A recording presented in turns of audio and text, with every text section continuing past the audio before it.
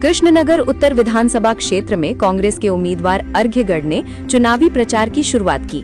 नदिया जिले के भीमपुर थाना अंतर्गत आसन नगर बाजार से शुक्रवार को उनके इस प्रचार अभियान की शुरुआत हुई।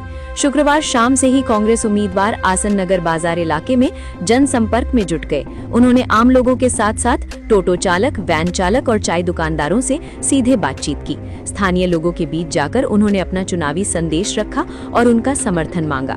प्रचार की शुरुआत से ही अर्घ्यगढ़ ने लोगों के साथ नजदीकी संपर्क बनाने पर जोर दिया।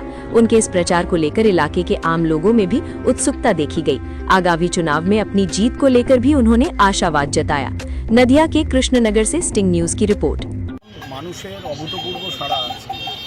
প্রথম কথা হচ্ছে কৃষ্ণনগরে বিগত 5 বছর যিনি বিধায়ক ছিলেন, গণতান্ত্রিক পদ্ধতিতে এই এলাকার মানুষ যাকে নির্বাচিত করেছিলেন, তিনি এই কনস্টিটিউয়েন্সিতে আসেননি এমএলএ হওয়ার পর, তার বিধানসভা কেন্দ্রের মধ্যে আসেননি।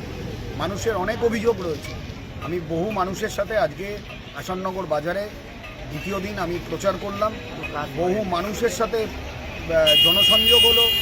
তারা তাদের বহু অভিযোগ, একটা সার্টিফিকেট নিতে গেলে হয়রানির শিকার হতে হয়েছে, কোনো কাজ হয়নি, সঠিকভাবে বিধায়ক তহবিলের যে টাকা সেটা নয়ছয় হয়েছে, প্রচুর রকম অভিযোগ আছে। সেখান থেকে দাঁড়িয়ে এই এলাকার মানুষ স্বতঃস্ফূর্তভাবে আমার সাথে কথা বলেছেন, আশীর্বাদ করেছেন।